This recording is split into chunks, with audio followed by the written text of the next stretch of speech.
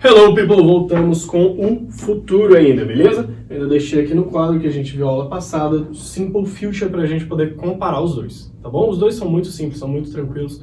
Eu diria até que o futuro é o mais fácil, é o tempo mais fácil que você vai ter no inglês, tá bom? Então, com isso aqui vocês não vão ter problema de forma alguma, eu tenho certeza. Beleza? Então vamos lá. A aula passada nós vimos aqui com o Will. Se você ainda tiver dúvida, reassista essa aula, veja os exercícios que a gente já fez em sala, com todos vocês eu já fiz exercícios sobre isso aqui, beleza? Vocês não terem dúvida e não confundir com o Immediate Future que a gente vai ver agora, beleza? Então, aula passada nós vimos o futuro com o Will e agora nós vamos ver o futuro com Going to, beleza? E depois eu vou explicar para vocês a diferença entre os dois. Então vamos lá.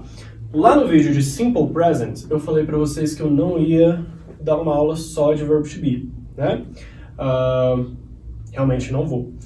Pelo menos não nesse momento. Talvez, se vocês acharem necessário, que eu espero que não, eu possa dar. Mas é isso aí.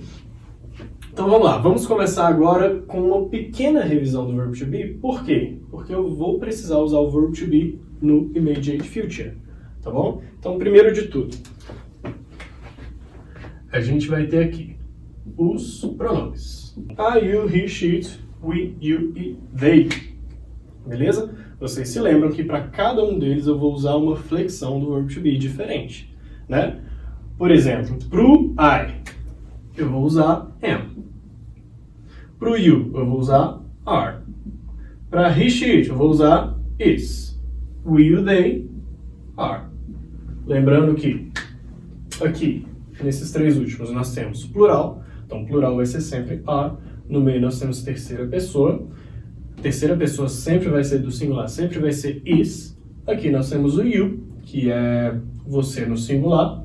E você precisa usar ele da mesma forma gráfica e expressa do plural, beleza? Porque, lembrando mais uma vez, o you do singular e do plural só vão ter diferença no contexto. E por último, nós vamos ter o I, que é o mais fácil, que é o que você vai usar am. Beleza? Então, essa é a lógica que você precisa memorizar para saber isso aqui. Beleza? Por que a gente está vendo isso aqui?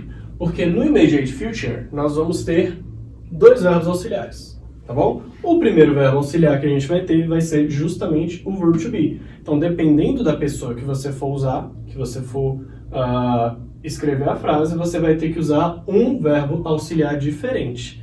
Tá bom? Por quê? Porque para cada pessoa você tem uma flexão do verb to be. Então, por exemplo, se eu vou dizer que ela vai fazer alguma coisa, eu vou usar o quê? She. E o verbo auxiliar vai ser qual? O is. Beleza? Se eu for usar they are. I am. E por aí vai. Beleza? Sem dúvidas aqui, né? Então, beleza. Vamos formar a nossa primeira frase aqui no Immediate Future e a gente pode usar she. Então, a nossa primeira frase aqui na afirmativa, nós vamos usar o she. E logo depois eu tenho que usar já o meu verbo auxiliar, que é o is. Só que eu falei para vocês que o Immediate Future ele vai ter dois verbos auxiliares, tá bom? Então, nós já colocamos o primeiro. O segundo é qual? Que eu já tinha colocado aqui em cima, beleza? É o going to. Então, nessa frase aqui, she is, a próxima coisa que eu vou colocar vai ser o going to.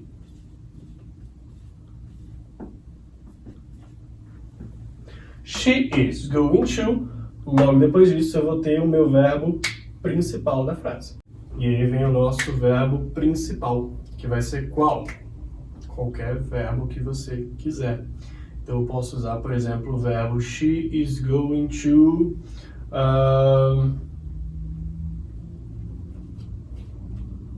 sing, que é o verbo cantar. E nós vamos colocar um complemento. Então, sing é o main verb, verbo principal. E o complemento vem aqui por último.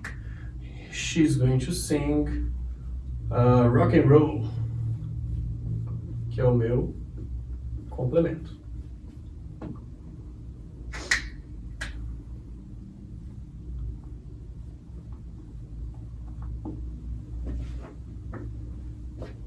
Belezinha? Não é difícil.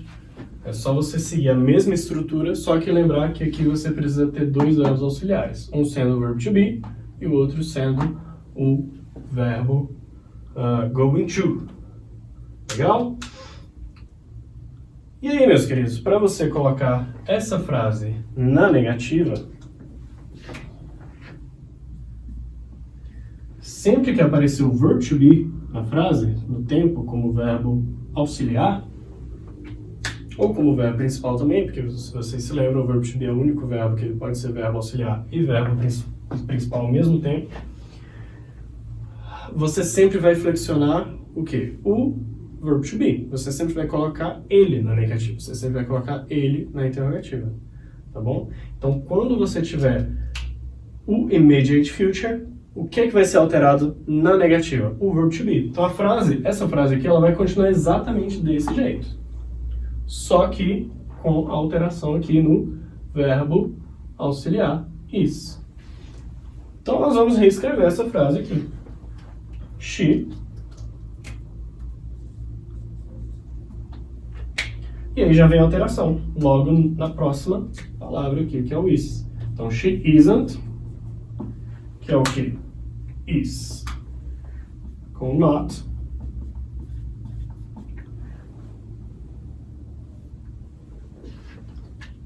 Logo depois, going to. E o resto da frase, normalmente aqui, sing, rock and roll.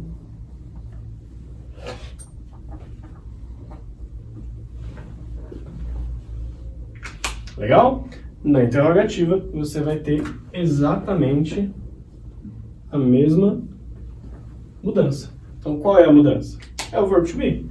Então, para a interrogativa, você sempre tem que jogar o verbo auxiliar no início. Você vai jogar os dois verbos auxiliares? Não. Você só vai jogar o is. É sempre o is que vai ser alterado aqui nesse futuro. Então, você vai começar a frase com is e vai repetir todo o resto. Então, is she going to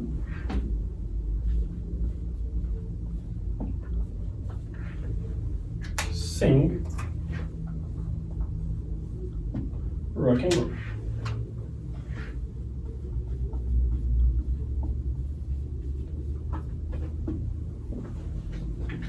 Is she going to sing rock and roll? É uma yes or no question, então uma pergunta, é uma resposta, é uma pergunta que você vai usar uma resposta com yes ou no, tá bom? Então, ela vai cantar rock and roll?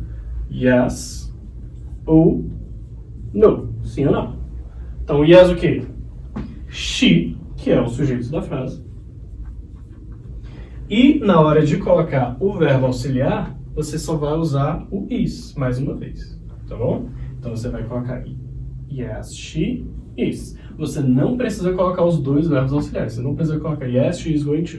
Não, você apenas vai usar yes, she is. E na negativa, do mesmo jeito, no, she isn't.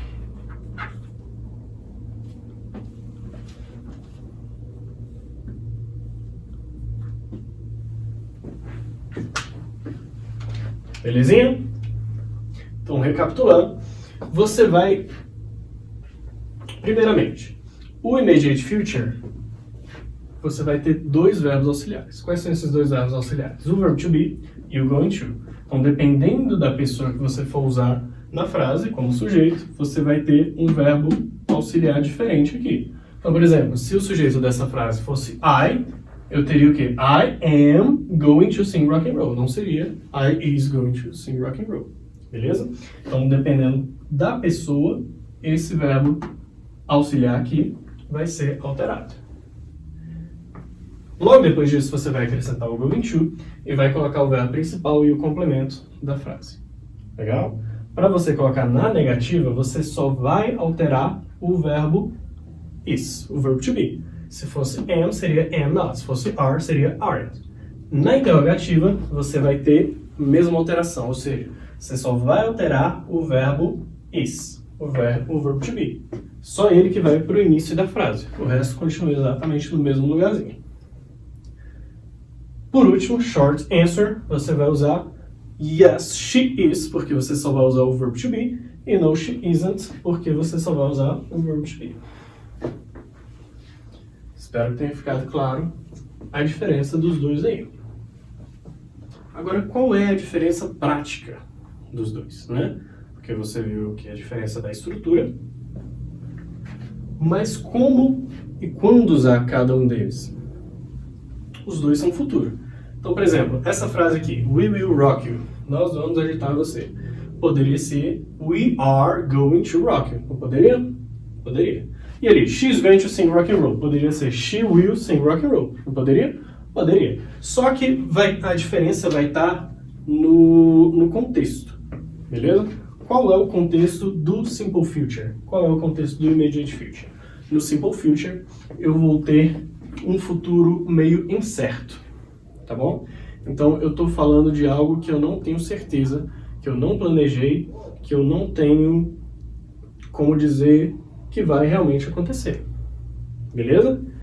Enquanto o immediate future, ele é algo planejado, ele é algo pensado, ele é algo que você tem como dar certeza que vai acontecer. Então, por exemplo, você vai viajar, você quer contar para alguém que você vai viajar. Você tem certeza disso? Você não tem certeza disso. Você só está especulando. Você quer viajar, então você já está falando para todo mundo que você vai viajar. Então você vai usar will ou going to? Você vai usar will. Então você vai falar para a pessoa, I will travel to Pernambuco, por exemplo. Beleza? Agora, se você já tiver certeza, se você já tiver comprado as passagens, se você já tiver tudo certo, tudo reservado, tudo certinho, está indo amanhã, por exemplo. Aí você vai usar o quê? O going to. I am going to travel to Pernambuco. Beleza, meu povo? Então, essa é a diferença do simple future para o immediate future. É um dos tempos mais fáceis, mais de boa para você entender e pegar a diferença rapidão. Beleza? Então, por hoje é só. Até a próxima.